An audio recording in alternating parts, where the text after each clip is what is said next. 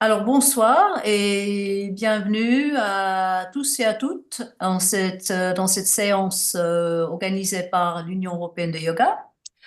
Alors ce soir, on a le plaisir d'écouter François Laurin, que vous connaissez, je pense, élève, traducteur, interprète de Sekachar, pratique depuis 1960, il enseigne depuis 69, il forme d'autres enseignants depuis 1972. Et ce soir, il va nous parler de Apiasa et Vairagya. Il préfère répondre aux questions en cours de route. Donc, si jamais vous avez des questions à poser, vous pouvez lever la main ou éventuellement mettre votre question dans le chat. Si vous préférez pas poser directement la question, vous pouvez aussi bien sûr toujours mettre dans le chat la question. Et je pense qu'on aura un peu de temps pour d'autres questions à la fin de sa conférence, de son exposé. Alors voilà, à toi, François, et bonne écoute à tous et à toutes. Merci, Joy. Alors, j'ai déjà fait une intervention pour l'Union européenne sur le même thème en anglais, mais je vais simplement reprendre quelques éléments identiques et le reste, ça sera différent. Donc, non pas parce que la langue est différente, mais parce que c'est aujourd'hui et l'anglais, c'était il y a quelques jours et entre-temps, tout change. Euh, c'est aussi le thème qui va être celui choisi pour Zinal l'été prochain. Et il se trouve que parmi les différentes propositions, celle de Abhyasa Vairagyabyam, c'est moi-même qui l'ai proposée parce que je pense que c'est fondamental et que, il y a plusieurs choses à dire à ce propos. Alors, je vais commencer par le premier terme. Alors, d'abord, non, je vais d'abord expliquer le biam. En sanskrit, biam, c'est une terminaison du duel, alors que dans les langues modernes, je ne crois pas qu'il y ait de langue qui ait autre chose que le singulier et le pluriel. Ben, je ne sais pas, mais s'il y a une autre langue qui a le duel, mais en sanskrit, c'est un nombre particulier qui indique que les deux termes qui sont liés par cette terminaison sont inséparables. Donc, c'est pas pratique et détachement ou pratique ou détachement, c'est pratique détachement à un seul mot. On ne peut pas les séparer. Ça serait tentant de dire bah, la pratique du détachement ou le détachement de la pratique. Ça pourrait être aussi envisagé comme ça, mais c'est pas le cas chez Patanjali. C'est un grammairien aussi, il utilise le nombre duel pour indiquer que ces deux éléments sont inséparables et qu'ils doivent être abordés ensemble avec la même qualité d'attention pour l'un et pour l'autre. Mais on va quand même les séparer comme il le fait lui-même pour des raisons pédagogiques, pour bien comprendre ce qui est en jeu avec Abhyasa et ce qui est en jeu avec Vairagya. Abhyasa, si je regarde l'étymologie, le verbe as, à long S, indique l'être, le verbe être. En sanskrit, il y a deux verbes être. Il y a as et bu. Bu qui donne des termes comme bhumi, la terre, bhavana, une suggestion ou une invitation pour faire advenir quelque chose dans la pratique. Bu, c'est l'idée de l'être en mouvement, en changement, en transformation perpétuelle, tel qu'il s'exprime dans la vie quotidienne pour chacun d'entre nous. Nous sommes des êtres en changement. La vie autour de nous est faite de changements. Et ça, c'est le verbe bu. Alors que le verbe as indique un être qui est immobile, immuable, éternel et qui est donc l'essence de ce que le yoga cherche à nous faire connaître. Donc, et puis il y a le préfixe abi, abi as. Abi asa. Abi, c'est un préfixe qui indique un mouvement de, de la personne qui est celle ou celui qui pratique, et c'est un mouvement vers, donc vers l'être, mais aussi, Abi a le sens de un mouvement contre. Pas tout contre, hein, contre, à l'opposé de, s'opposant à. Donc, il y a une ambiguïté dans Abhyasa qui est intéressante, une sorte de paradoxe. C'est à la fois un mouvement pour aller vers l'être et c'est un mouvement qui rencontre des obstacles. Le retour à l'être immobile, immuable, c'est pas simple. Agir dans l'être en mouvement, c'est ce que nous faisons tous, chacun avec notre capacité, avec nos désirs, avec nos inclinations, etc. Mais si tant est que parmi nous, il y en a qui ont compris que l'important, c'était de revenir à l'être immobile et immuable, c'est pas si évident que ça, comme vous le savez. Donc, par contre, le mot abhyasa, si on regarde dans le dictionnaire, ça signifie une habitude. Ça implique l'idée d'un conditionnement, et autant que possible positif. C'est l'idée que c'est quelque chose qui va demander de la répétition et que cette répétition, elle doit s'établir sur une longue durée. Donc le sutra suivant, donc ça c'est le sutra 12 hein, qui cite dans le premier chapitre, qui cite Abhyasa et Vairagya ensemble. Et là, je suis en train de les diviser pour expliquer. Mais le sutra suivant, le 13, définit ce que c'est que abhyasa. C'est Patanjali qui le définit ainsi. Il dit que c'est un effort, yatnaha, stitau, dans la direction de la stabilité. Il a déjà indiqué dans les premiers sutras que ce qu'il appelle chitta est de nature instable et de nature agitée. Et c'est tout à fait contre nature d'essayer de trouver de la stabilité. Alors on peut imaginer que la stabilité en question, ça serait celle du corps, mais ça tient pas trop la route. S'il s'agit de stabilité, ici, c'est la stabilité de l'instrument qu'on appelle chitta. Un instrument qui par nature n'est pas stable. Donc c'est un effort. Ça ne se fait pas tout seul.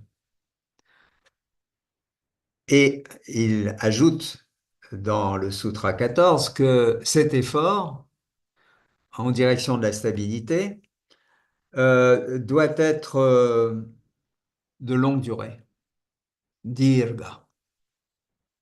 Il ne s'agit pas de faire un effort 5 minutes ou de faire un effort une journée ou de faire un effort un mois. Il s'agit que cet effort se maintienne dans le temps parce que les tendances agitées du chitta. Pour l'instant, j'ai pas traduit le mot, hein, comme vous avez pu remarquer, mais j'attends parce que c'est toujours compliqué à traduire.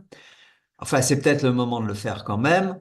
C'est construit sur le mot chit, CIT, qui se prononce chit, en sanskrit, qui veut dire conscience, et le suffixe ta, qui veut dire ce qui semble être conscient. Si on traduit l'étymologie, si on recherche l'étymologie du mot chitta, c'est ce qui semble être conscient. Donc, ce qui semble être conscient en chacun d'entre nous est de nature à la fois agitée et changeante. Et c'est ça qu'il s'agit d'amener à un état de stabilité. Et pour amener cela à un état de stabilité, il faut un effort, et cet effort doit être durable, dirga. Mais le sutra ajoute aussi sans interruption. Euh, le mot utilisé dans le sutra, c'est nairantarya, sans coupure. C'est-à-dire qu'on peut très bien faire un effort pendant un an pour essayer de rester stable malgré les émotions, malgré les événements, malgré les problèmes.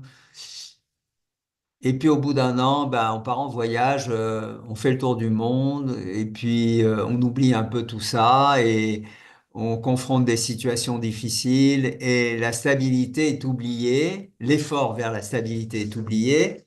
Et ben ça marche pas. J'ai essayé de mettre ma caméra que on me voit en entier. Et enfin en entier, non, c'est simplement la tête. Et le troisième élément qui est indiqué par Patanjali, cet effort qui doit être durable et sans interruption, a d'autres implications aussi. Il faut que il soit fait avec respect, sadhkara. Le respect, c'est une qualité qui implique qu'on considère cet effort comme essentiel et en même temps qu'on sait qu'on ne peut pas le mettre en place n'importe comment. Alors, que faut-il respecter? Est-ce que c'est l'effort lui-même? Est-ce que c'est la stabilité? Ou est-ce que c'est soi-même qui, faisant l'effort, doit être respecté? On va en parler éventuellement si vous avez des questions, mais pour le moment, je continue à définir la nature de cet effort. Le dernier terme, c'est adhara. Adhara, ça implique l'idée d'une forme de passion, de flamme. C'est-à-dire, c'est pas un effort mou. C'est pas quelque chose qu'on envisage à la légère. Il faut vraiment qu'il y ait une implication presque passionnelle dans cet effort, parce qu'autrement, il n'a aucune chance d'aboutir. Patanjali comme Krishnamurti partagent la même vision. Le yoga n'est pas pour les mous, enfin, ou du moins, il peut être pour les mous, mais ça va prendre beaucoup de temps. Si on veut que le yoga aboutisse, il faut qu'il y ait quelque chose de la nature d'une intensité. On s'arrête pas à mi-chemin. On gravit la montagne jusqu'au bout. Si on a les capacités, parce que évidemment, tous les êtres humains ne sont pas fabriqués de la même façon. Mais en tout cas, Patanjali s'adresse avant tout, dans ce premier chapitre, à des yogis potentiels ou des disciples, si vous préférez, qui sont animés de cette flamme. Il le rappelle ici, l'effort en vue de se maintenir dans un état stable, c'est avec une forme de passion que ça s'accomplit.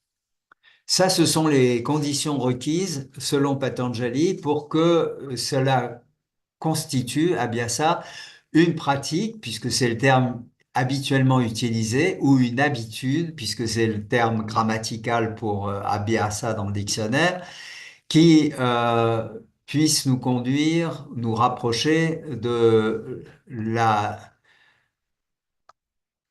qualité du chitta qui deviendrait à la fois stable et silencieux. Stable et silencieux. Pourquoi silencieux? Parce que je rappelle que auparavant, dans le premier chapitre, la définition, la première moitié de la définition du yoga, c'est yoga chitta vritti nirodha. C'est l'arrêt de l'éparpillement et des activités incessantes du chitta. Donc il y a une forme de silence où il y a une forme d'absence de bruit à l'intérieur de soi, à ce qui semble en soi être conscient, cela qui semble être conscient se tait. Pourquoi? Parce que c'est seulement lorsque cela se tait que, et c'est la deuxième partie de la définition, ce qui voit vraiment s'établit dans sa forme propre. La forme propre de ce qui voit euh, n'est pas définissable parce qu'elle n'a pas de forme, justement. Mais ça, on pourra y revenir éventuellement si cela vous pose question ou vous pose problème. Donc voilà, résumé ce que dit Patanjali à propos d'Abhyasa. Maintenant, il faut qu'on traite aussi. Alors, est-ce qu'il y a des questions jusque-là? Si elles viennent en cours de route, c'est bien, hein, vous pourrez les poser à la fin aussi. Mais voyons maintenant, s'il n'y a pas de questions, le deuxième terme, Vairagya. Alors, l'étymologie, c'est construit sur le mot raga, que vous connaissez toutes et tous, je pense, par la musique en tout cas. Dans la musique indienne, surtout celle du Nord, hindustani, plus que carnatique, mais il y a aussi dans la musique carnatique ce qu'on appelle des ragas. C'est-à-dire des combinaisons de notes ascendantes et descendantes de la gamme qui vont donner une coloration émotionnelle à la musique, qui vont produire sur l'auditeur un effet qui va être plutôt un effet apaisant ou un effet stimulant, un effet qui conduit à la joie, un effet qui conduit à la tristesse, suivant, dans la musique hindustanie, en tout cas, suivant les horaires, suivant les heures plutôt, de la journée ou de la soirée dans lesquelles ces ragas sont joués, ça va induire un certain état émotionnel. Et le mot raga vient de la racine ranch, coloré en rouge. Ce qui nous colore en rouge le visage, c'est l'émotion, le, la gêne ou l'inhibition, l'amour, enfin il y a le désir, enfin il y a plusieurs sources de coloration en rouge. Et dans le Yoga Sutra, ce terme est employé dans le second chapitre pour décrire quelque chose de particulier qui est un état émotionnel, qui est l'état émotionnel qui consiste à vouloir reproduire des expériences antérieures agréables. Et vie devant raga, ça veut dire l'absence de. Et le vi devient vaï, l'extrême absence de coloration émotionnelle. Ça, c'est l'étymologie. Mais c'est pas comme ça que c'est traduit le mot vairagya dans le dictionnaire. Euh, c'est traduit comme l'aversion et le dégoût. Alors, c'est un peu différent, mais en même temps, le dégoût de quoi, l'aversion de quoi? Le Sutra 15 l'explique, sous la forme de l'absence de soif, vitrushna. C'est l'absence de soif pour je vérifie, hein. Ah oui, le sutra en question. C'est l'absence de soif vis-à-vis des vishayas. Alors, vishaya, c'est un terme qui explique ou qui indique des objets, mais pas des objets. Bonsoir, Oui, bonsoir. Et bonsoir. est-ce que tu pourrais épeler les mots sanscrits que tu utilises? Parce que moi, il y en a plein que je connais pas et je ne sais pas les écrire. Ah, mais est-ce que tu as un Yoga Sutra chez toi? Oui, Alors, je te donne la référence d'accord, merci. du, du sutra, ben, c'est le 14, c'est le 15, pardon. D'accord, merci. Et tu vas trouver Vishaya. Bon, en sanskrit, ça s'écrivait I-S avec un point, mais ça se prononce che, D'accord. Vishaya, A-Y-A. Et c'est l'idée d'un objet, mais pas un objet nécessairement matériel comme une lampe ou un écran d'ordinateur. C'est un objet qu'on pourrait peut-être traduire plutôt comme une expérience. Et il y a deux formes d'expérience qui sont à notre disposition. Il y a ce qu'on appelle Drishta Vishaya, des expériences directes. Par exemple, je vois le visage de Fabienne sur l'ordinateur, mes yeux me révèlent la forme de tes lunettes, de ton nez, de ta bouche, de tes cheveux, de ton front, etc. Ça, c'est une expérience à travers l'organe vu, mais ça peut être l'expérience de ma voix pour ceux qui m'écoutent, donc une expérience auditive. Ça peut être une caresse, donc une expérience tactile. Ça peut être toute expérience qui nous vienne à travers les cinq sens. Pour le yoga, il y a 11 sens, mais on va rester avec les 5 sens pour le drishta vishaya, l'expérience directe. Le mot à mot, drishta, ça veut dire visible, parce que l'œil et la vision est considéré comme l'organe le plus, pas proéminent, le plus important, celui qui dépense le plus d'énergie, mais aussi qui attire le plus notre attention avant les autres organes sensoriels. Pour notre survie, par exemple, l'ouïe a un rôle à jouer, mais le regard a un rôle encore plus important à jouer. Donc nous avons développé ce sens d'une manière extraordinaire, et moins que les oiseaux de proie, mais bon, quand même, c'est pas mal.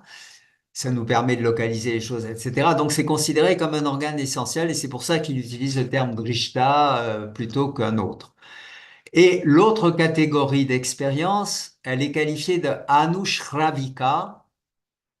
Et anushravika, ça veut dire une expérience dont on a entendu parler. Quelque chose qu'on nous a dit, mais qu'on ne connaît pas directement. Par exemple, je vous dis, fondamentalement, la proposition du yoga, c'est d'arriver à kaivalyam, la solitude. Je ne sais pas si vous allez éprouver a priori une soif extrême pour l'idée de la solitude.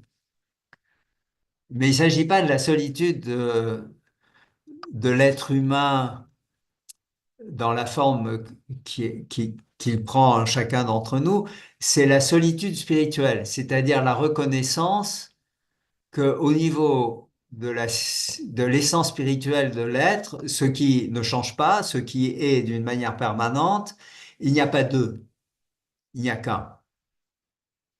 Et donc, cet un retrouve son état de solitude quand il se dégage de l'être en mouvement, du bout, du devenir. Ce qui est développé, par exemple, par Krishna quand il explique à Arjuna qu'il se trompe quand il pense qu'il va tuer, parce que l'essence immortelle de l'être ne peut pas être détruite ni par l'eau, ni par le feu, ni par aucun autre moyen. Il parle de cette essence spirituelle, et cette essence spirituelle est une. Elle n'est pas différente chez Joy ou chez Johanna ou chez François ou chez n'importe lequel d'entre vous. C'est la même essence spirituelle qui est à l'œuvre en chacun d'entre nous, et c'est la solitude de cette essence spirituelle qui se retrouve lorsque, en tant que voyant, en chacun d'entre nous, elle s'installe dans sa vraie forme, lorsqu'elle cesse d'être erronément représentée par ce que Patanjali appelle chitta, ce qui semble être conscient, c'est-à-dire la structure corps-esprit, parce que c'est pas seulement la pensée, c'est pas seulement ce qu'on appelle vulgairement en yoga le mental, qui est vraiment pas une bonne traduction pour le mot chitta, mais c'est la totalité de l'organisme indivisible, constitué des organes d'essence, les 11 organes d'essence, donc incluant aussi la pensée, et puisque dans le yoga, reprenant cela, la philosophie du Samkhya, on considère qu'il n'y a pas que les 5 organes de perception, mais il y a les 5 organes d'action qui fournissent des informations aussi. Et il y a Manas, la pensée, qui coordonne le tout, le sens commun, comme dit le Samkhya. Donc, c'est pas seulement le corps, c'est pas seulement l'aspect mental, mais c'est aussi l'aspect organe d'essence et corps inséparables, qu'on sépare simplement pour une description, mais qui ne peut pas être séparée. Donc, ces deux expériences fondamentales, celle qui est directe et celle qui est indirecte, il faut en arriver au point que on éprouve de l'aversion ou du dégoût, ou en tout cas une absence de soif. Et ça, c'est Vairagya. Et Patanjali ajoute dans le sutra 16 du premier chapitre qu'il y a Alors, j'allais oublier quelque chose dans le 15. Patanjali dit aussi que cette absence de soif pour les deux catégories d'expérience, elle est Vashikara Samgya. Vashikara, c'est un mot qui signifie ce qui permet de maîtriser, ce qui permet de contrôler ou de maîtriser. Samnya. Samnya, ça veut dire, mot à mot, ça veut dire connaître ensemble. Gnya, connaître, sam, ensemble. Ce qui permet de connaître ensemble, c'est cette structure dont je parlais, le corps-esprit, donc la pensée, le fonctionnement, si vous voulez, du cerveau tel qu'il est utilisé pour recevoir des informations qui viennent à la fois du corps et à la fois de l'extérieur à travers les sens. Et ce samnya, c'est ce qu'on pourrait appeler, pour chacun d'entre nous, la conscience individuelle. Ce qui nous rend conscients en tant qu'être séparés des expériences et des événements de la vie. Mais c'est pas notre être profond. Et l'abhyasa, la pratique, cet effort de rendre stable cette organisation corps-esprit, c'est en vue de nous faire faire silence à l'intérieur pour que se révèle à lui-même, qu'elle se révèle à elle-même plutôt l'essence spirituelle, laquelle autrement est tronquée ou voilée par le fonctionnement du chitta, c'est-à-dire du corps-esprit, qui en donne une fausse image, qui en donne l'image d'une conscience limitée, limitée par la naissance et par la mort, limitée par les organes de naissance, limitée par les différentes caractéristiques du corps-esprit.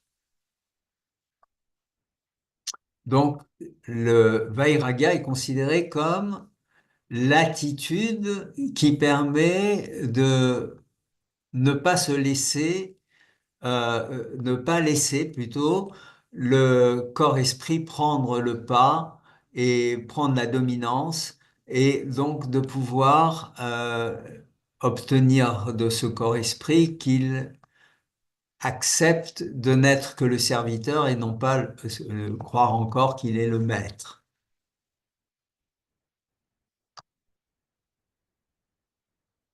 Je m'arrête encore un instant avant d'aller à l'étape suivante parce que cette étape-là n'est pas du tout du goût des Occidentaux. Le détachement, le dégoût et l'aversion pour les expériences, je doute qu'aucun d'entre nous soit vraiment certain que ça soit ce que l'on désire. Fondamentalement, on désire faire des expériences extraordinaires. Et peut-être pour certains d'entre nous, on pratique pour avoir des expériences extraordinaires. Si ce n'est pas des expériences du type, je dirais, chamanique, du troisième chapitre des pouvoirs qui se développent à travers certaines formes de concentration et méditation, ça serait au moins des expériences spirituelles transcendantes.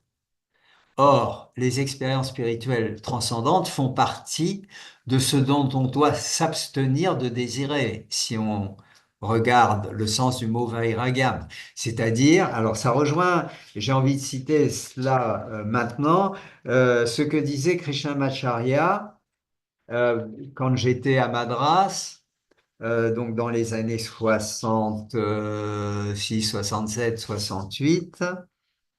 Il disait, je cite, traduit en français, hein, le yoga ne doit pas être abordé avec une mentalité mercantile. Donc la pratique ne doit pas être abordée avec une mentalité mercantile. On ne pratique pas les postures pour être en meilleure santé, on ne pratique pas les postures pour être plus souple, on ne pratique pas les postures pour vivre plus longtemps, on ne pratique pas les postures pour être plus fort, etc. On pratique les postures parce qu'on les aime. Alors, comme le sommeil, le yoga donne ses bienfaits sans qu'on les demande. Hein, quand on se couche pas en se disant, ah, le sommeil va me régénérer. On se couche parce qu'on n'a pas le choix.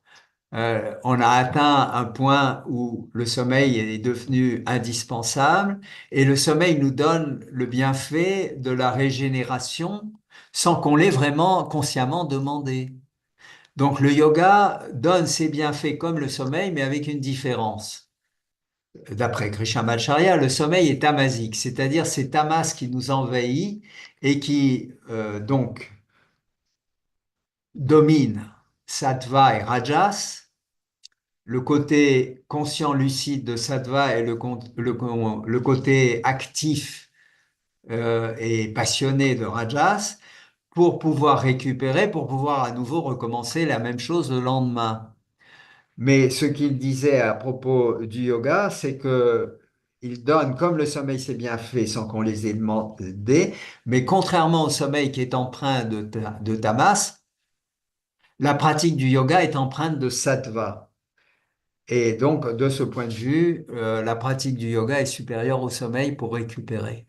La pratique du yoga, après, qu'entendait-il par la pratique du yoga? Ça, c'est à voir.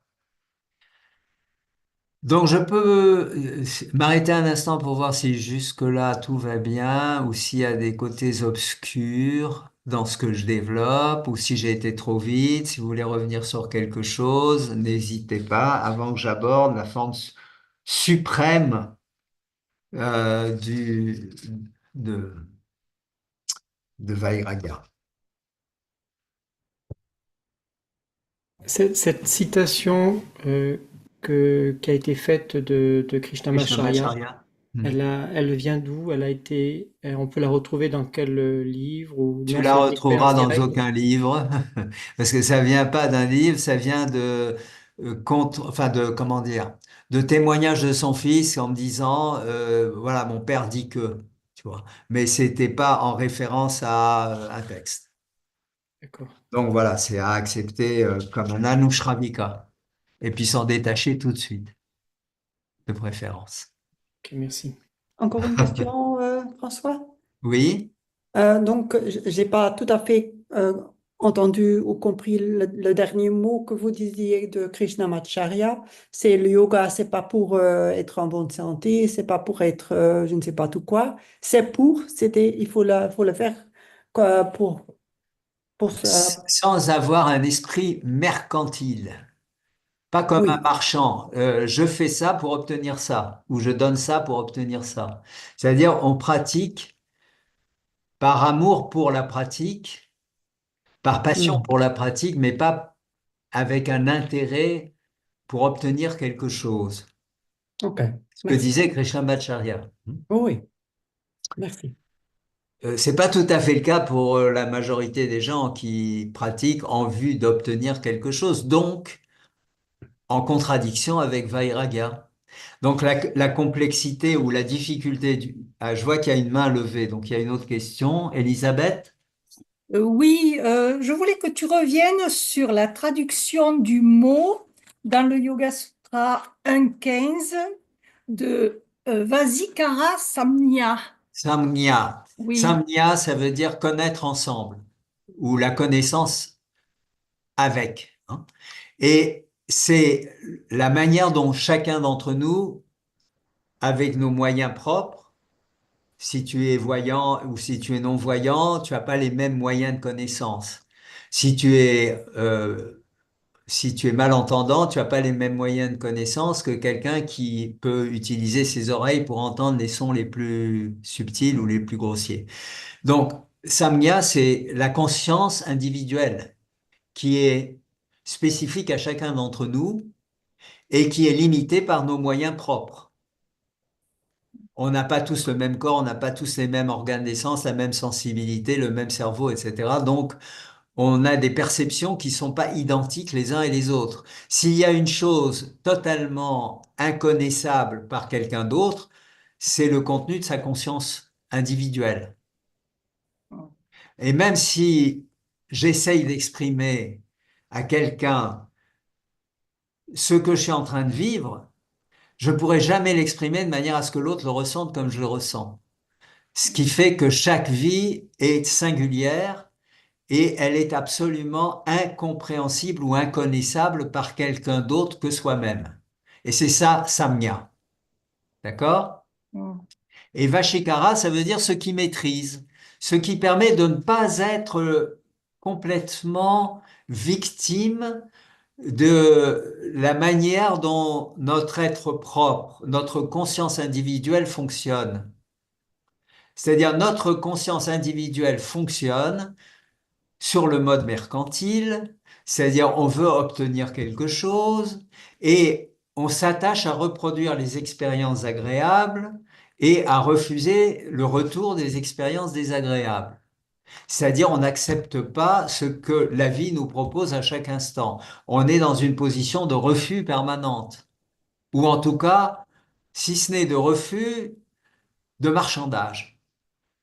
Bon, allez, le renard a mangé le coq, j'aimais bien mon coq.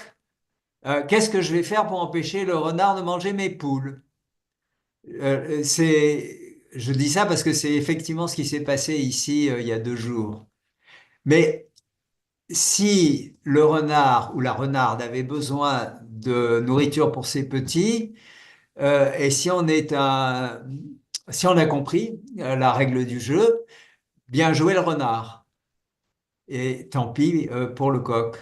C'est dommage, on va le pleurer du fond très sincèrement parce qu'on y était très attaché, on peut dire.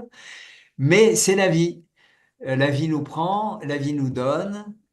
Et l'essence de Vairagya, c'est la capacité à dire oui à ce qui est et non pas à, comment dire, être toujours dans une position de refus. Ce que un des disciples de Arnaud Desjardins, Daniel Morin, appelle une demande d'impossibilité. Hein. Demander que les choses soient autrement qu'elles sont, c'est une demande d'impossibilité. Et Vairagya, c'est le contraire d'une demande d'impossibilité. C'est le fait de reconnaître et d'accepter que les choses sont comme elles sont au moment où elles se produisent. Ça n'empêche pas de vouloir faire en sorte que ça se reproduise pas. Mais ça, c'est une autre question, parce que rien ne garantit que quoi que l'on fasse, ça va nous permettre de nous protéger de ce qui va advenir, parce que nous ne sommes pas, de ce point de vue-là, maîtres de la destinée. Yoga ou pas? Est-ce que j'ai répondu à ta question, enfin, du moins, Oui, est-ce que j'ai clarifié la situation, oui, oui. Elisabeth? J'avais une autre question, si c'est possible. Ah ben vas-y, hein, moi j'aime bien les questions. Euh, Tu as parlé de essence spirituelle et une. Oui, Elle n'est pas différente chez chacun, mais elle est une. Donc, elle est oui, universelle. oui. Oui. Et qu'est-ce Ça, qui... c'est un point de vue, hein. Ah, voilà. Donc, ça, c'est un point de vue. Oui. Parce D'accord. que, bon, si tu connais le Yoga Sutra, Hmm. Patanjali s'inspire beaucoup du Sankhya pour décrire un modèle de la réalité, c'est un modèle, hein, à savoir que il y a un nombre indéfini de cités, de villes. Hmm. C'est comme ça que il utilise indirectement le mot Purusha. Normalement, le mot Purusha, grammaticalement, ça veut dire le mâle par opposition à la femelle, l'homme par opposition à la femme, mais l'étymologie non dite ou ésotérique, on dirait en français, c'est Puri Isha. Isha, le Seigneur, Puri de la cité aux 9 portes. Les 9 portes, 2 yeux, 2 narines, 2 oreilles, une bouche, ça fait 7, un anus, ça fait 8, et un organe sexuel, qu'il soit masculin ou féminin, il y a une ouverture, ça fait les 9 portes, la cité aux 9 portes. Donc l'habitant de la cité, Purusha, s'oppose à la Prakriti. La Prakriti, c'est celle qui projette des formes. Les formes, c'est justement la cité avec ses 9 portes. Et chacun d'entre nous, on n'a qu'à regarder l'écran, on est tous différents. Certains sont des femmes, certains sont des hommes, certains sont très dégarnis du front, comme c'est mon cas, d'autres ont une chevelure plus abondante, les couleurs des cheveux, la couleur des yeux, la taille, etc., etc. La Prakriti agit avec un principe d'individualisation, ce qu'on appelle ahamkara. La nature fabrique du je, J-E, c'est-à-dire de la singularité. Aucun être, aucune créature n'est identique à aucune autre. C'est le génie de la Prakriti. Et elle fait ça simplement avec trois énergies. Sattva, Rajas et Tamas. Avec trois énergies, elle est capable de créer l'univers dans sa multiplicité. La question qui se pose, qui s'est posée en Inde et qui se pose encore aujourd'hui aux scientifiques par rapport à l'idée de la conscience, c'est que soit derrière l'apparente multiplicité des êtres et derrière l'illusion de conscience que le yoga appelle chitta, ce qui semble être conscient mais qui n'est pas vraiment la conscience, qui est la nature, comme le disent d'autres textes, de la nature d'un miroir qui reflète les qualités de la conscience, mais on prend le reflet pour la source de la conscience, comme on peut prendre le reflet du soleil dans un miroir pour le soleil lui-même. On prend le reflet de la conscience dans le miroir du chitta comme étant la conscience. La conscience, elle est de nature, on va dire spirituelle à défaut d'autres mots, et c'est ce que le Yoga Sutra appelle Purusha, ou ce qu'il appelle aussi Drashta, cela qui voit. Et cela qui voit où la conscience réelle, elle n'a pas de forme. Krishnamacharya, d'ailleurs, j'ai relevé aussi une autre citation qui peut être intéressante. Je vous la livre. Ici, la conscience est appelée soi, parce que le mot Atman, dans les Védas, dans les Upanishads, dans le Vedanta, c'est plutôt le mot Atma qui est utilisé plutôt que le mot Purusha, ou que le mot Chit aussi est utilisé, hein, Chit. Sat Chitananda, la formule bien connue, être, conscience et félicité, paix, tranquillité, joie, enfin, on peut traduire Ananda de différentes façons. Lui disait, le corps est inerte. Par inerte, il veut dire qu'il n'est pas doué de conscience en soi. La pensée est inerte et agitée. Le mot anglais, c'est fickle, mais c'est agité, incessamment en mouvement. Soi est pur, éternel et vitalisant. Vitalisant, c'est-à-dire donne la vie, ce qui est la source de la vie, ce qui rend la matière inerte, le corps, et la partie subtile de la matière, qui est la pensée, vivant, c'est la présence de soi. Soi, je ne dis pas le soi exprès, soi est pur, éternel et vitalisant. Il ressemble, pour en avoir une image, à Akasha, l'espace. L'espace contient tout. Hein, par exemple, la pièce dans laquelle je me trouve contient tous les objets, l'écran, moi-même, et la pièce dans laquelle vous vous trouvez chacun et chacune contient tout, etc. Mais cet espace qui contient tout n'est en contact avec rien. C'est-à-dire, quand je touche autour de moi, je touche de l'air, je ne touche pas l'espace. L'espace contient l'air que je brasse, mais je ne touche pas l'espace. La matière ne peut pas toucher l'espace. C'est juste un exemple. Et c'est très frappant de voir qu'en Grèce, ils n'avaient, et les Arabes ont ramené ça, que penser à 4 états fondamentaux, ce que le yoga appelle des bhutas, des choses qui ont été créées par la prakriti, la terre, l'eau, le feu et l'air, les 4 éléments de la Grèce. Mais en Inde, je ne sais pas, en Chine c'est un autre système, mais en Inde, on a pensé au 5e, l'espace, Akasha. Donc l'espace qui contient tout sans être en contact avec rien et qui demeure le même éternellement alors que tout le reste change. Alors, évidemment, c'est un exemple limité parce que probablement l'espace aussi va disparaître à un moment ou un autre quand l'univers disparaîtra.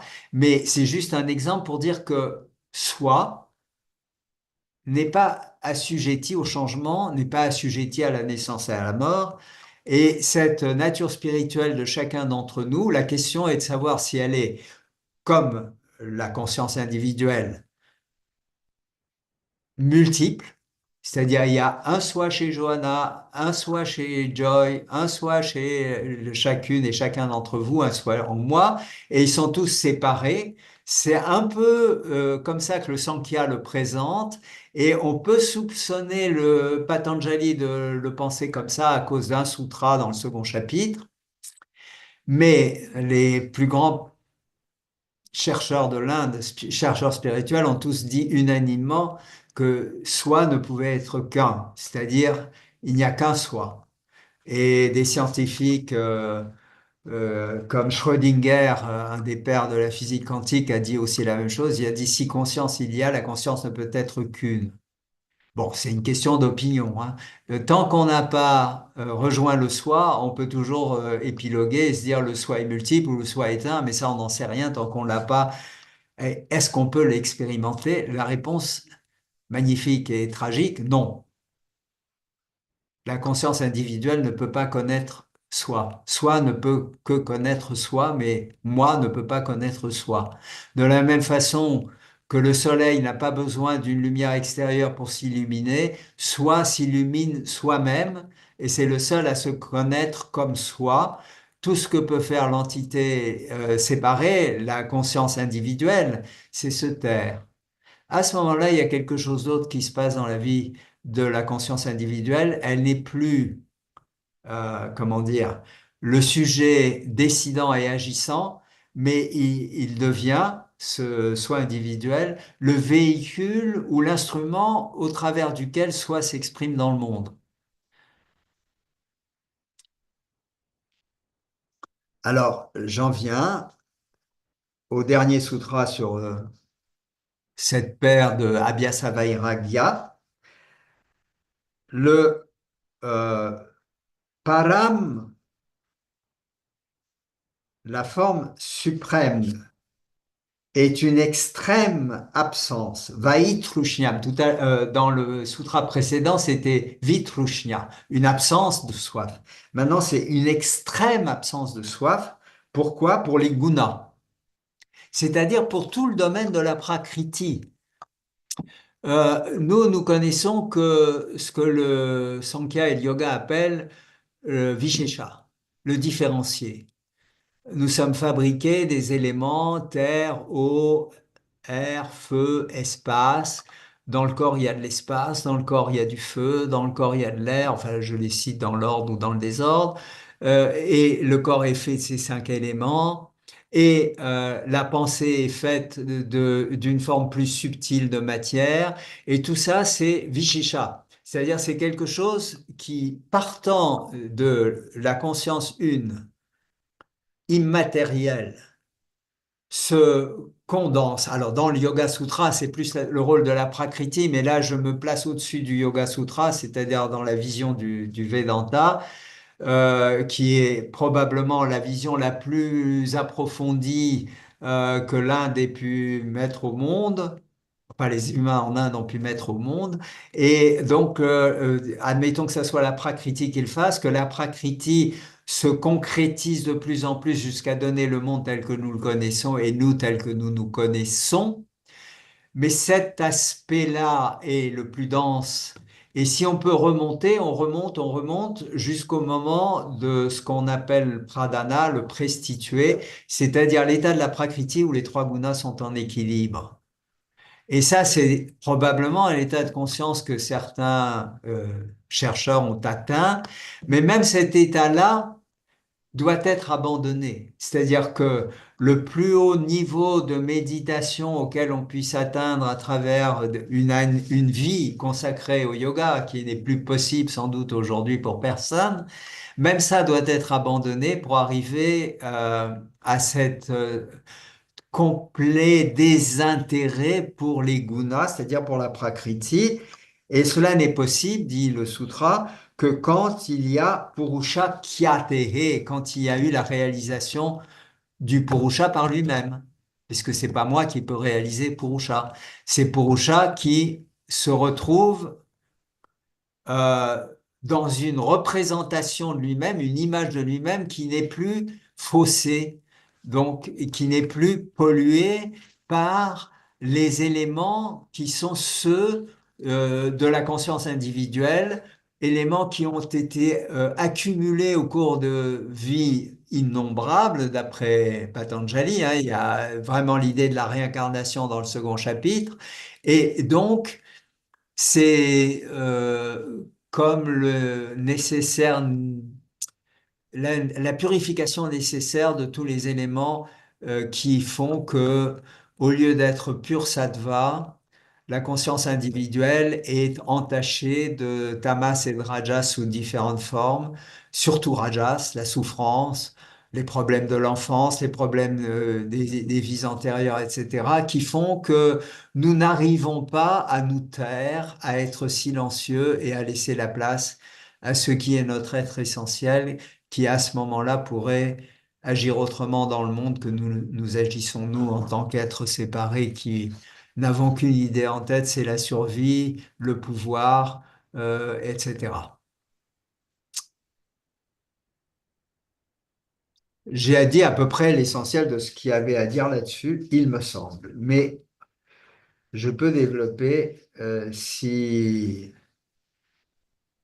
je peux dire quelque chose de supplémentaire, encore une fois, parce que je trouve que c'est intéressant, deux citations de Krishnamacharya à propos d'Abhyasa. Je reviens en arrière sur Abhyasa.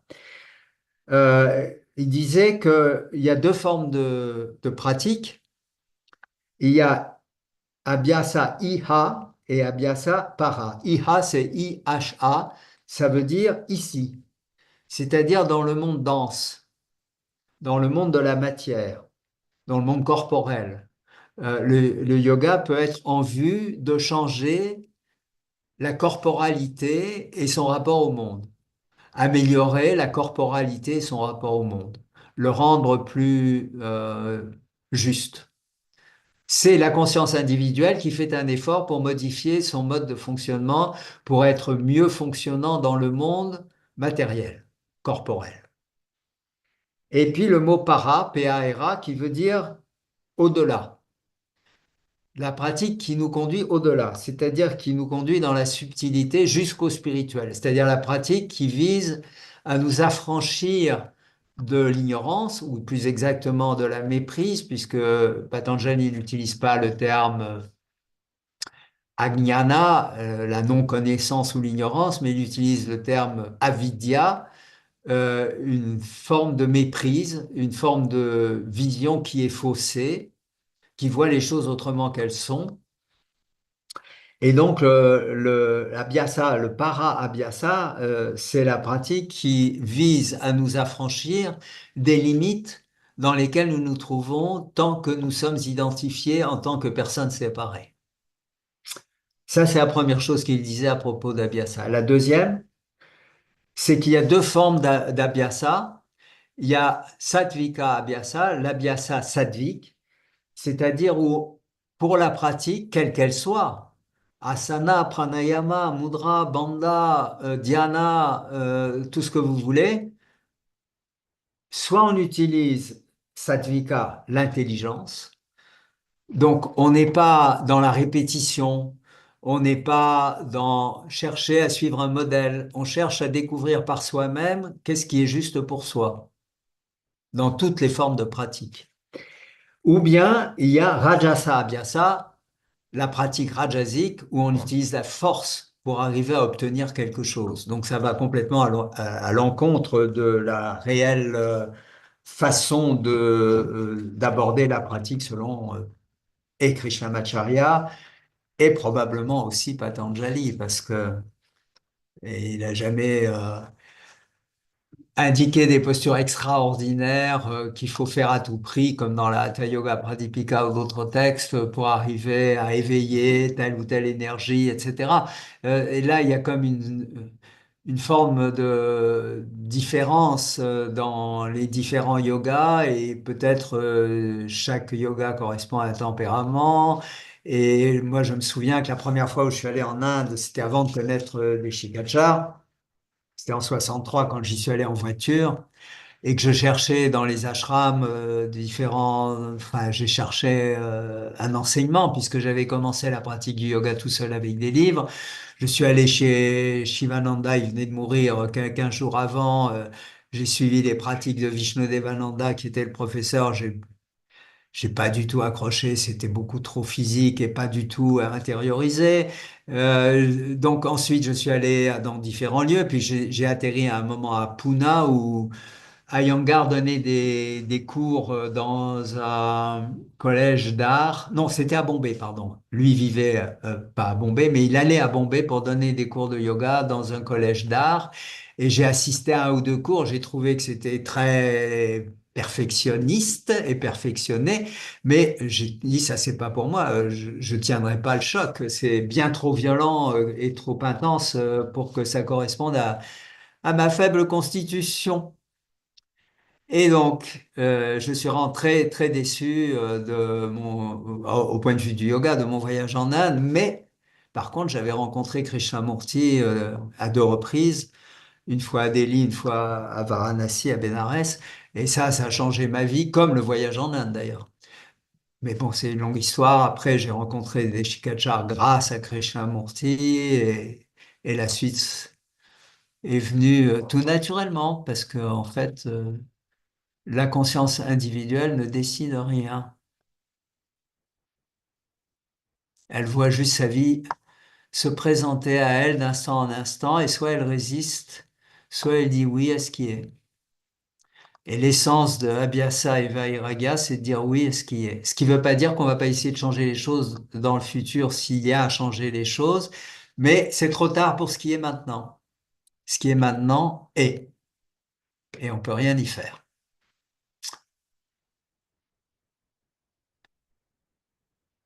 Est-ce que vous êtes d'accord avec ça? Mais vraiment d'accord. Si vous apprenez que votre fils ou votre fille est morte au cours de cette soirée dans un accident de voiture ou autre, est-ce que vous pouvez dire oui à ça? Vous allez d'abord nécessairement avoir un grand chagrin. Ça, c'est tout à fait naturel. Donc dire oui au chagrin, mais dire oui aussi au fait, pas chercher des explications, pas chercher de comprendre à comprendre, mais juste reconnaître et pleurer toutes les larmes de votre corps. Bon, ça n'a pas été le cas pour le coq, hein, mais Jocelyne, ma femme, était presque au bord des larmes parce qu'elle est plus sensible que moi.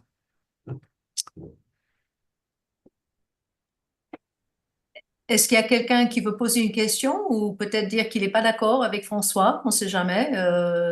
Ah oui, il faut que tu d'accord avec moi, ça serait terrible. Soyez d'accord avec vous-même, mais jamais avec quiconque d'autre. Essentiel d'être en accord avec soi-même, quel qu'on soit, quels que soient soi-disant nos limites, nos problèmes, nos difficultés, etc. La première étape dans la pratique détachement du yoga, c'est se réconcilier avec soi-même tel que l'on est et cesser de vouloir se changer et être autrement qu'on est. Là, vous serez peut-être pas d'accord.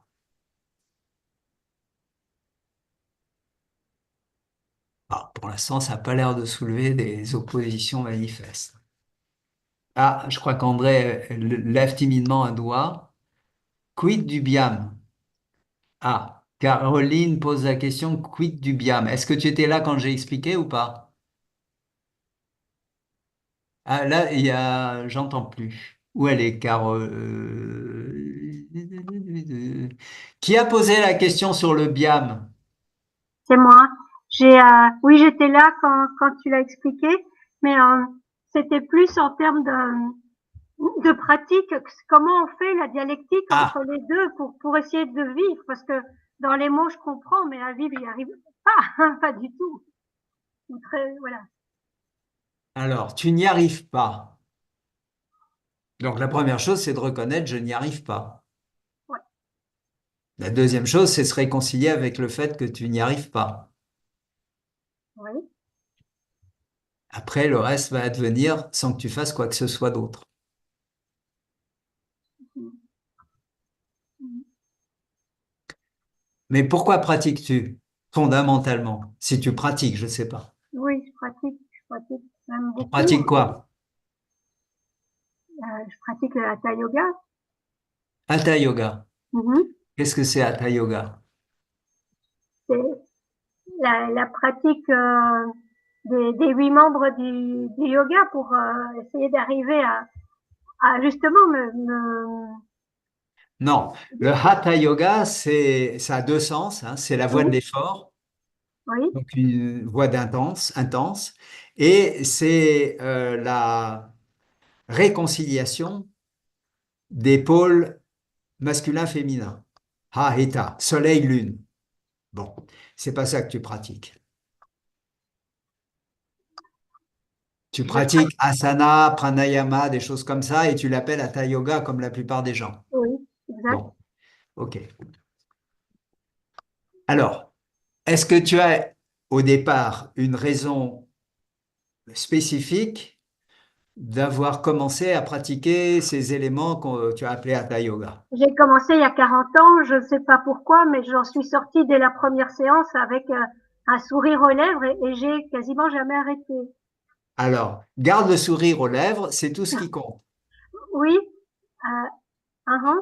Mais Le je vois sourire aux qu'il y a encore lèvres, beaucoup de souffrance. Alors je me dis, le- cette voix, c'est quand même une voix d'apaisement. Et je me dis, voilà, quelle est cette dialectique qui là, m'échappe en partie? Enfin, je sais pas. l'élément positif dans ce que tu dis, c'est que c'est un sourire qui te fait continuer à pratiquer. Ouais, ça me sauve en fait. Bon, donc déjà, ça, c'est un point fondamental. Mhm. Après, est-ce que tu imagines qu'un être humain limité dans un corps limité devrait pouvoir éviter la souffrance? Non, Tu non, non, n'imagines pas ça? non. Ok, c'est un deuxième bon point. La plupart des gens, ils espèrent que, avec le Sutra Yam Dukam Anagatam dans le second chapitre, la souffrance qui n'est pas encore là peut et doit être évitée, que le yoga va les affranchir de la souffrance. C'est faux. La Justement, Prakriti, excuse-moi, mais avec la conscience que justement, en tant qu'entité séparée, on va toujours souffrir. hmm, Cette conscience, oui, elle me donne un peu de recul. Voilà. oui, elle te donne le recul de la compréhension. Ouais. Hein, c'est le début de ce que Patanjali appelle Viveka, le discernement. Ce corps, à un moment ou à un autre, va tomber malade, plus ou moins gravement. Ce corps va s'exprimer sous la forme d'émotions qui peuvent être très désagréables suivant les circonstances. Et ce que le yoga peut apporter, c'est la capacité à traverser ces épreuves, mais en laissant les émotions s'exprimer, pas en les refoulant. Si tu es triste, pleure. Mhm. Si tu es en colère, hurle. Si Mhm. tu veux pas taper sur quelqu'un, tape sur un coussin ou sur un matelas ou peu importe. Sois dans l'action exactement telle que ton corps-esprit le réclame d'instant en instant. Mhm. Sinon, tu accumules du refoulé. Tu accumules une résistance à ce qui est. Et ça, c'est pas te libérer, c'est au contraire t'apesantir. Mhm. Et la seule dimension dans laquelle la souffrance n'existe pas, mais le plaisir non plus, c'est la dimension soi. Mhm. Mais il n'y a aucun moyen connu du yoga ou autre qui conduise à soi autrement que de réaliser qu'en tant que moi, personne séparée, j'ai aucun pouvoir sur ma vie. Et si ça doit advenir, ça advient. Et si ça doit pas advenir, ça advient pas. Et après, on peut toujours se poser la question, comme certains, ben, peut-être qu'en mourant, après, on retrouve la source ou pas. Peut-être qu'il faut vivre des vies innombrables avant que cela advienne. Mais ça ne nous appartient pas. Nous n'avons pas la capacité, nous n'avons pas les moyens, nous n'avons pas le pouvoir, nous n'avons pas l'intelligence, nous n'avons rien qui nous permette de faire le saut quantique. Si cela advient à partir de soi et non pas à partir de moi. Désolé, hein. Non, non, non. Je crois que j'aurais besoin de réécouter ce que tu as dit à tête reposée. Donc, merci. Bien volontiers, puisque c'est enregistré. Merci. Hervé. Hervé, j'écoute. Oui. Ah, tu es dans l'obscurité totale. Ah, mince, ouais, désolé. Tu m'entends? Ah, j'entends, oui. Ah, là, je vois un peu quand même. Ma question, c'est, merci pour l'enseignement qui résume presque totalement les Yoga Sutras, de ce que j'ai compris. Moi, j'ai une question un peu, est-ce que dans l'histoire de l'Inde ou que tu connais, humaine que tu connais, est-ce qu'il y a des gens qui ont pratiqué intensément ce que propose Patanjali, c'est-à-dire l'ensemble, et qui sont été reconnus pour aller jusqu'à Kaivalya? Parce que je dis ça pour ça, pourquoi? Parce que dans d'autres écoles indiennes, que ce soit dans le bouddhisme ou dans ce que tu disais, Ayurveda, eh bien, il y a des gens, des sages qui sont arrivés, soi-disant, j'en sais rien, mais qui ont été reconnus par leur père pour arriver jusqu'à l'éveil ou jusqu'à Kaivalya. Est-ce que, moi, j'ai pas vu dans les livres de yoga de noms cités, de noms ou de, à part Patanjali, mais qui est plutôt mythique, de gens qui ont, en suivant exactement l'école du yoga, sont arrivés à la libération. Alors, d'abord, Patanjali est simplement l'auteur d'un shastra, d'un traité.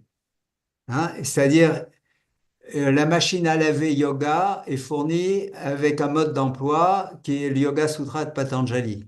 Il faut arrêter de sacraliser un texte qui est un texte éminemment descriptif d'une méthodologie. Premier point. Deuxième point, qui peut dire que quelqu'un est éveillé? Toi, tu as dit leur père, mais qui détermine que le père en question est éveillé? Un des grands maîtres zen, c'est Dogen, disait seul l'éveil connaît l'éveil.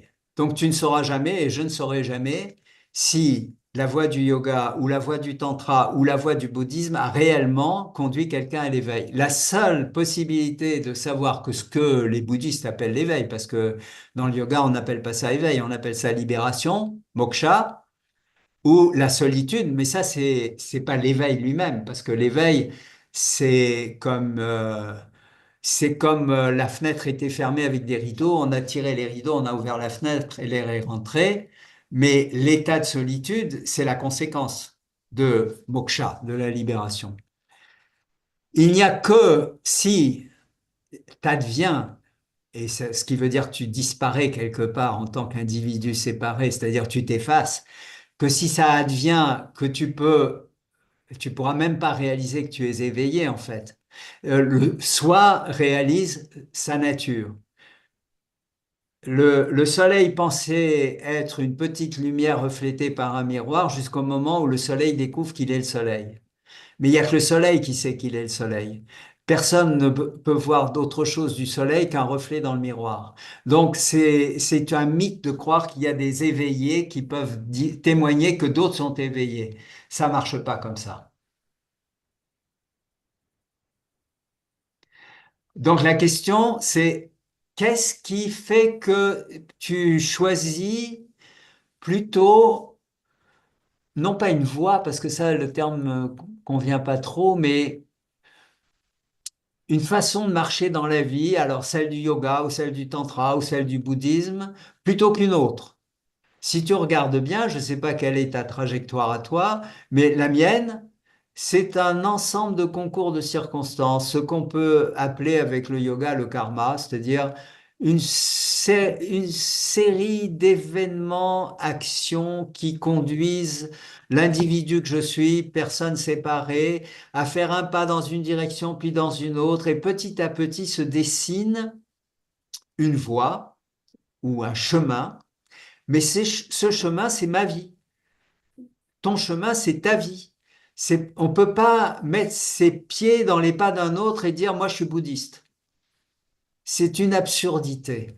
Le Bouddha a suivi une voie qui est la sienne. Après, les gens, c'est comme Pierre qui a créé l'Église et qui a dit, voilà, moi, je suis Pierre, le fondateur de l'Église. Enfin, c'est Jésus qui m'a dit que j'étais le fondateur de l'Église. Et maintenant, tout le monde va suivre les méthodes énoncées par les pères dans les conciles et avec la garantie du pape qui veille à ce que tout continue comme ça doit continuer, tout ça c'est pipeau. Ce qui est important, c'est de réaliser qu'il n'y a qu'une seule vie qui compte, c'est la tienne, et que ta vie, c'est ta voix, et que c'est à chaque instant qu'elle se joue, cette voix. Alors, que ça soit avec le yoga ou autre chose, peu importe. C'est d'être authentique dans ta voix. C'est ça qui me semble important. Plutôt que savoir s'il y a eu des éveillés ou pas dans telle ou telle voix, parce que ça, c'est impossible à savoir. Ne me dites pas que c'est en observant le comportement des gens, parce que vous n'êtes pas à chier en même temps que la personne qui est soi-disant éveillée, à regarder comment il regarde une jolie femme si c'est un homme ou un bel homme si c'est une femme. Tout ça, ça reste du domaine de l'inconnaissable. Parce que chaque conscience individuelle, elle est fermée aux autres. Elle ne peut pas se dévoiler. Et même les actes ne le dévoilent pas complètement. Parce qu'il y a des actes qui peuvent être interprétés d'une façon alors qu'ils viennent d'une autre cause que ce qu'on leur attribue comme cause. Donc, le monde est un mystère de ce point de vue-là. Et il faut accepter le fait que la plupart des choses sont mystérieuses. Elles ne sont pas compréhensibles, elles ne sont pas accessibles à la conscience individuelle, y compris l'éveil, soi-disant éveil, la libération. Donc, avance dans ta vie en confiance, en t'aimant tel que tu es. Si tu aimes le yoga dans sa globalité, pratique le yoga. Si tu aimes le tantra, pratique le tantra. Si tu aimes le mahayana, pratique le mahayana. Si tu aimes le dzogchen, pratique le dzogchen. Si tu aimes le zazen, pratique le zazen. Peu importe, mais c'est ta voix qui se déroule à chaque instant. L'image que je donnais aux Anglais, enfin langue anglaise, c'est l'araignée. L'araignée, imagine que je suis ou tu es une araignée. De ton ventre sort un fil. Le fil qui sort de ton ventre, c'est ta vie. Et avec ce fil, tu dessines une toile. Bon, l'araignée, elle est comment dire, elle est conditionnée par son instinct pour dessiner la toile qui est une merveille. D'ailleurs, une toile d'araignée éclairée par le soleil levant avec des gouttes de rosée dessus, c'est un des plus beaux spectacles. Les photographes s'en sont emparés, mais aucun artiste ne peut reproduire une beauté pareille. La beauté du monde est inimaginable, elle n'est pas explicable par Darwin et ses followers et ses suiveurs. Donc, l'araignée, elle crée sa toile à partir de quelque chose qui sort de son ventre, mais elle ne sait pas ce qui sort de son ventre et elle ne sait pas ce qu'elle va en faire. Elle est conditionnée par l'instinct, mais nous, êtres humains, on n'est pas conditionnés seulement par l'instinct. Et il y a quelque chose de la nature de la création dans notre capacité à vivre notre vie. Et c'est ça qu'il est important de découvrir. Tu tisses ta toile. Pas pour attraper des mouches, plutôt des perles de rosée. Pas pour les attraper, pour les valoriser.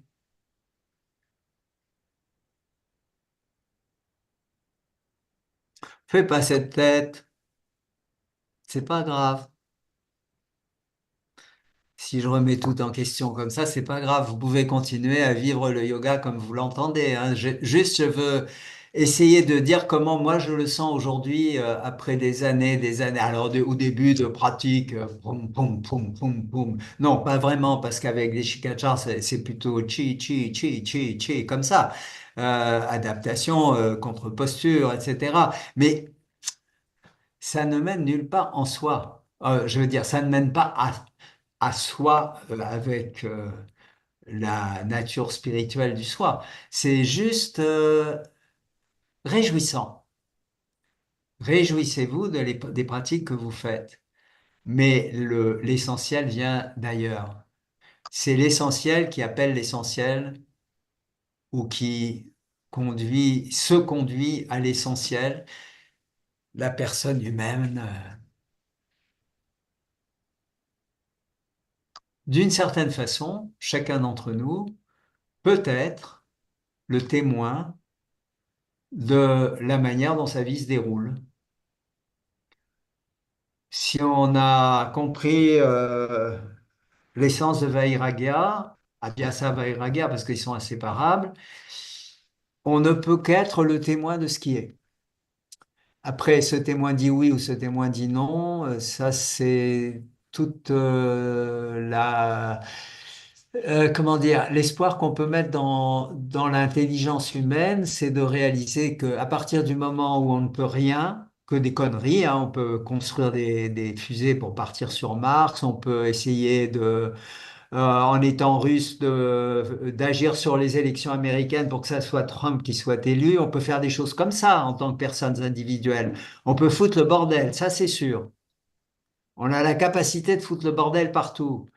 Mais pour les choses essentielles, pour les choses subtiles, on ne peut que se mettre de côté et attendre que ça se passe. On ne peut pas vouloir, ou on n'a pas le pouvoir d'agir sur le subtil. C'est le subtil qui agit sur nous. Donc il faut se rendre disponible au subtil, comme disent les soufis, comme dit Rumi aussi. Il y a une citation de Rumi que j'aime beaucoup. Il y a plusieurs citations de Rumi que je trouve fondamentales. La première, c'est: tu n'es pas une goutte d'eau dans l'océan, tu es la totalité de l'océan dans une goutte d'eau. À méditer. La deuxième chose, c'est l'amour qui est le pont qui te relie à tout. Et l'amour, aucun d'entre nous, en tant qu'entité séparée, ne peut vraiment savoir ce que c'est que l'amour. Nous ne pouvons connaître que l'amour attachement ou l'amour mercantile, je t'aime si tu m'aimes et si tu m'aimes plus, je t'aime plus. Il y en a qui arrivent très tardivement, hein. Et la troisième chose peut-être que disent les soufis, pas Rumi seulement, c'est que tout ce qu'on peut faire, c'est se rendre vacant. Vacant comme une flûte, comme le nez. Une flûte, elle est creuse, elle est vide, et par conséquent, le souffle de ce qui est essentiel peut la traverser et créer sa mélodie. Patanjali dit la même chose hein, dans le troisième et le quatrième chapitre à certains endroits, mais je les ai pas en tête là maintenant. Mais voilà, c'est l'idée d'être vacant pour que quelque chose d'autre que nous-mêmes prenne la place de nous-mêmes et agisse à notre place, parce que nous, quand nous agissons, nous foutons le bordel tout le temps, dans notre famille, en nous-mêmes, dans les milieux dans lesquels on évolue et à une plus vaste échelle sur la planète et bientôt et même déjà en dehors de la planète. Donc c'est catastrophique de ce point de vue-là. Si l'être humain n'apprend pas à être vacant et à laisser faire en lui quelque chose d'autre que lui-même, l'espèce est mal barrée. Vous êtes d'accord avec ça ou vous croyez qu'il y a un espoir qu'on va résoudre avec notre intelligence intellectuelle et rationnelle les problèmes que l'intelligence rationnelle et intellectuelle crée à chaque instant? Très fort pour créer des armes, pour créer la séparation, pour créer la mesure, la distance. Mais ça, c'est pas ça qui va résoudre. Ah, il y a Hervé qui a levé la main. Je viens de voir. Cyril, je crois, François, vous voulez dire quelque Ah chose? bon? Alors, Cyril, Cyril? d'abord. Oui, également, mais bon, ben, ok. Euh, Je suis relativement d'accord avec avec le dernier propos, mais juste un point qui a été dit ou avec lequel je suis plutôt en désaccord, c'est lorsque vous énonciez les différents types d'amour que l'humain peut connaître ou comprendre, notamment je t'aime parce que tu m'aimes, etc. Mais l'amour inconditionnel, c'est quand même une forme d'amour euh, que l'on peut expérimenter relativement facilement, au moins vis-à-vis de nos enfants. L'amour mercantile que vous aviez défini un tout petit peu plus tôt, et je pense quand même que dans notre existence, même un peu grossière et simple, on arrive quand même à aller dans des notions d'amour un peu plus hautes que le simple retour je t'aime car tu m'aimes. Alors, aimer des animaux de compagnie, aimer des enfants, es-tu sûr que c'est un amour inconditionnel ou est-ce qu'il y a un enjeu dont on est ou on n'est pas conscient dans cette forme de relation d'amour, certes, mais si on aimait vraiment nos enfants, je ne sais pas, c'est peut-être ton cas, hein, est-ce qu'on les éduquerait comme on les éduque, c'est-à-dire pour s'ajuster à une société complètement pourrie et nauséabonde d'un certain point de vue? Est-ce que les mères accepteraient que leurs fils partent à la guerre, que ce soit en Israël, en Ukraine, en Russie ou n'importe où ailleurs dans le monde? Est-ce que vraiment on aime inconditionnellement nos enfants ou est-ce que nos enfants sont des projections de nous-mêmes qu'on aime parce que on a l'espoir qu'ils arriveront à faire ce que nous, on n'a pas réussi à faire? Ben, en fait, si on regarde dans les grandes lignes, on peut effectivement avoir ce regard relativement noir là sur les temps actuels, ou on va dire un peu pessimiste, où on voit plutôt la partie la plus grossière de l'homme, mais à titre individuel, on a quand même plein d'exemples actuellement, ou même qu'on parsemé l'histoire des civilisations, enfin des âges, où bah non, des mères, des pères n'ont pas accepté que leur enfant parte à la guerre, euh, Oui, où des gens ont fait la promotion d'un amour d'aimer son prochain. Je suis pas particulièrement croyant, mais on va dire certains textes des évangiles. Il y a quand même, on peut toujours voir le côté négatif, mais je pense que l'humain a quand même montré depuis pas mal de siècles ou de millénaires qu'il est quand même capable d'expérimenter au moins en tout à parlant de fait. l'amour, une notion beaucoup plus haute que la description qui a été faite. Oui, oui, je suis d'accord. Et quelques exceptions existent toujours. Donc c'est possible. C'est possible, mais c'est minoritaire. Et là encore, est-ce que c'est une décision? Je vais aimer mes enfants inconditionnellement ou c'est un concours de circonstances dans la vie de la conscience individuelle séparée de la personne en question qui le conduit? Alors en général, ça se passe pas nécessairement d'ailleurs avec ses enfants. Ça, c'est même peut-être plutôt rare parce qu'il y a des enjeux avec les enfants. Il y a des tas d'enjeux. D'ailleurs, la preuve, la démonstration que l'humanité n'est pas prête à aimer ses enfants, c'est l'héritage.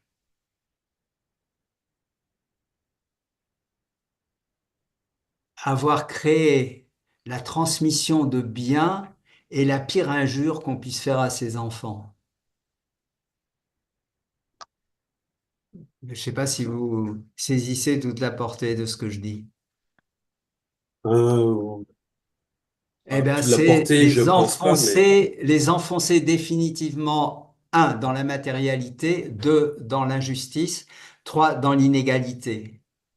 Et ça dure depuis l'origine de l'humanité, enfin pas vraiment l'origine, mais en tout cas depuis le néolithique, à partir du moment où l'être humain a commencé à cultiver, donc à posséder des morceaux de terre, à ne plus être un nomade.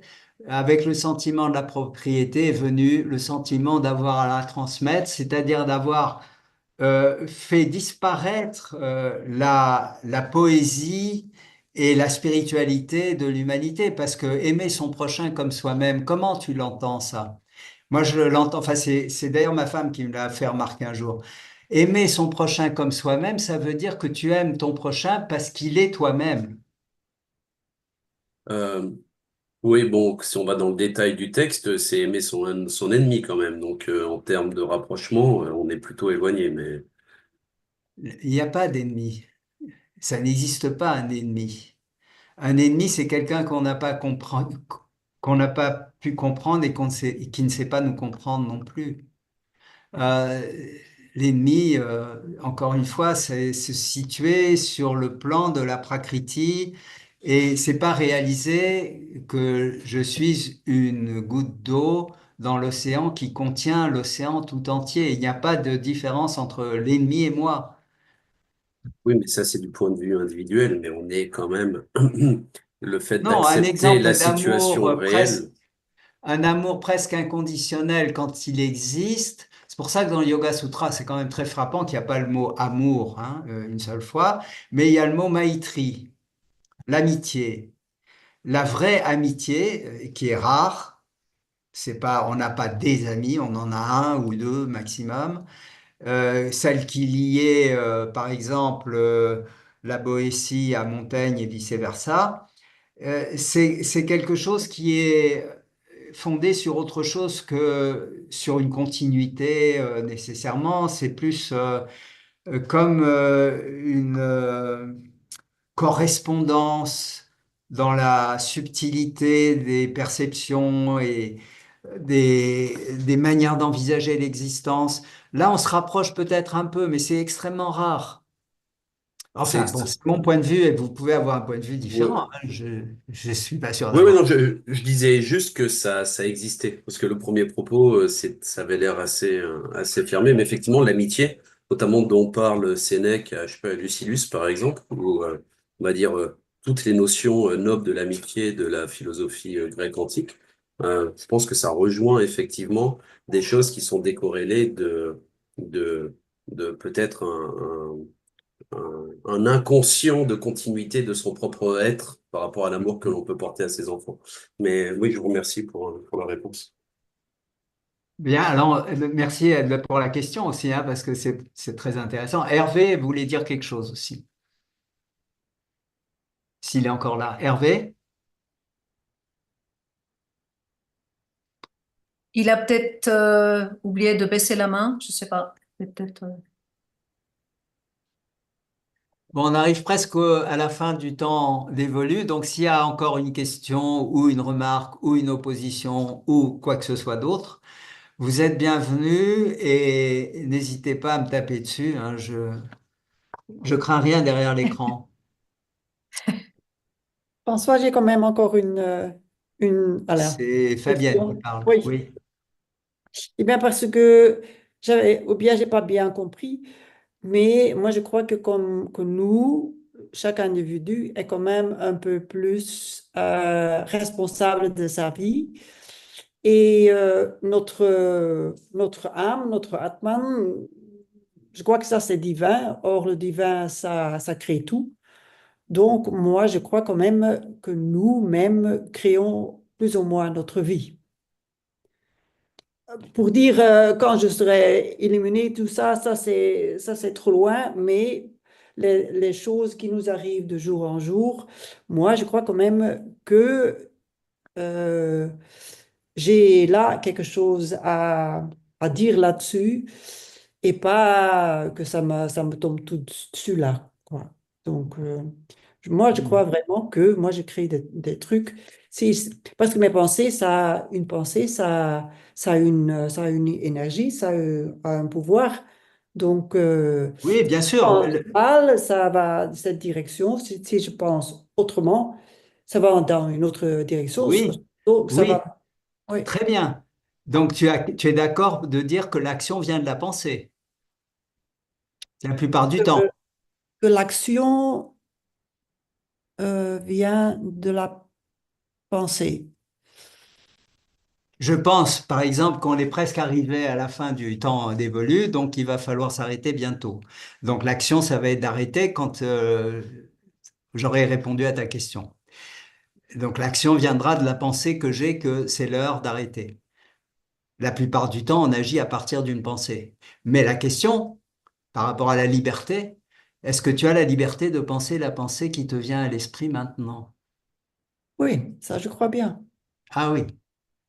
Alors, regarde Euh, bien comment ça se passe. il y a seulement encore mes conditions qui sont encore dans mon système, qui peuvent me saboter ou quelque chose comme ça, mais c'est ma responsabilité de penser telle façon ou telle façon. Ça, je crois bien, oui. Ouais.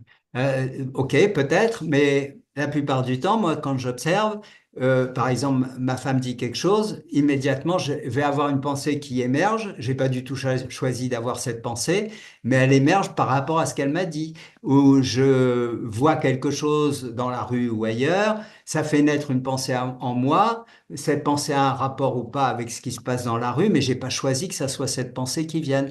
Donc, si je ne choisis pas les pensées que je pense d'instant en instant, quel degré de libre arbitre dans mes actions ai-je si c'est la pensée qui vient qui décide de l'action qui va suivre? C'est ça la question qu'il faut se poser. Mm. Parce que nous, on est conditionné à l'extrême de croire que, ayant été créé à l'image de Dieu, et Dieu nous a dit, bon, ben, mon petit, tu es fait ou faite à l'image de moi, mais tu as la responsabilité de suivre mes injonctions, autrement, ça va pas bien se passer pour toi. Hein. Donc là, déjà, ce soi-disant libre arbitre est déjà conditionné par la volonté divine qui dit qu'il faut utiliser son libre arbitre pour agir d'une certaine façon et pas d'une autre. Donc, il n'y a pas de liberté là-dedans. Et ça, c'est le modèle, le paradigme occidental majeur. En Inde, c'est complètement différent, le paradigme. La seule dimension de liberté, c'est celle de, non pas l'âme, parce que le mot est trompeur par rapport à Atman, soi. Hein, c'est ce que le mot signifie. Dans tout ce qui est conditionné, et nous sommes tous des êtres conditionnés de ce point de vue, la liberté n'est que relative.